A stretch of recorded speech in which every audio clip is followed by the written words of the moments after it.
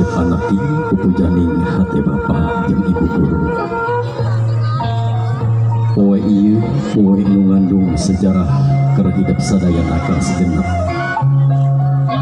Sabab poe isuk anjeun jeung bapa ibu guru bakal papisah. Sabab poe isuk anjeun bakal pajauh jeung bapa ibu guru. Bapak jeung ibu guru hayang nepikeun heula keur sining ati ka hidup sadayana samemeh hidup kaluar ti ieu paguron SD Negeri Gunung Biru. Nu dikemudina kalbu nu geus nyampak dina dadak pangapakan. Margi hirup hidup dugi ka mangsa kiwari salila 6 taun di sakola SD Negeri Gunung Biru. Mangrupa paripolah jeung perasaan anu ku urang kaalaman dina enggoning lumangkuh sadidinten. Rasa melangtur hariwang, rasa rempan jeung risi nu dibungkus ku rasanya tur dedeh nu geus ngancik diajali. Sagigireun rasa nu dieu taweleh bapa jeung ibu guru teh dirundung ku rasa kapusing jeung kakeugeuh dina enggoning ngadidik hidup salila 6 taun.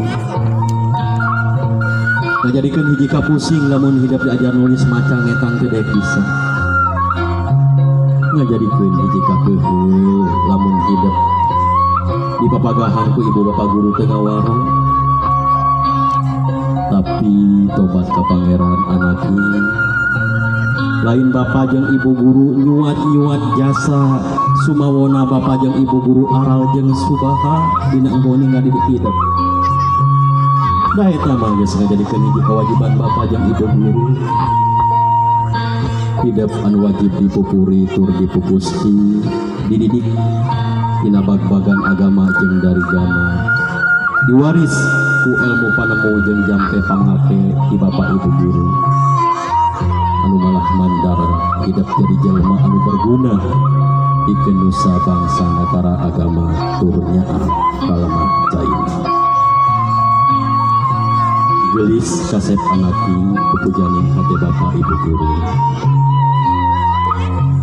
Menuju kana pulau kebagjaan anu disebut kasuksesan hirup hidup kaharepna pasti binuh ku bubuda jeung rintangan. Cucu kunek jeung bubuai pasti bakal ngaharangan. Cohagna mah pasti bakal loba satoru garalak. Tapi teu kudu salampang teu kudu hariwang anaki. Mun seug hidup pageuh kukuh nyekal kana jimat sajatina hirup. Insyaallah sagala rupi harungan harangan rintangan naon-naon pasti bakal kalewatan. Di antawisna kahade anaki nalengkah ulah poho mawa bismillah tatandang dibarengan ku binarung iman rancage migawe kancing ditame ku lebar jeung wawana. Sakali deui amanah ibu sareng ti bapa keur hidup sadayana kelas genep. Gerasungsi ku anjeun lembur dayeuh anu anyar. Erek ngidul, erek ngaler, erek ulon, erek ngetan. Reangan kahirupan sanyatana teu anjeun. Bapa jeung ibu guru di sakola ngan saukur bisa ngadungakeun ti katabihan. Mudah-mudahan hidup sadayana aya dina panang tayungan sareng ridona Gusti Allah anu Maha Kawasa. Miang gelarkeun hasil atikan salila 6 tahun di SD Gunung Biru. Kahade poho jaga wibawa guru komara jeung sakola SD Gunung Biru.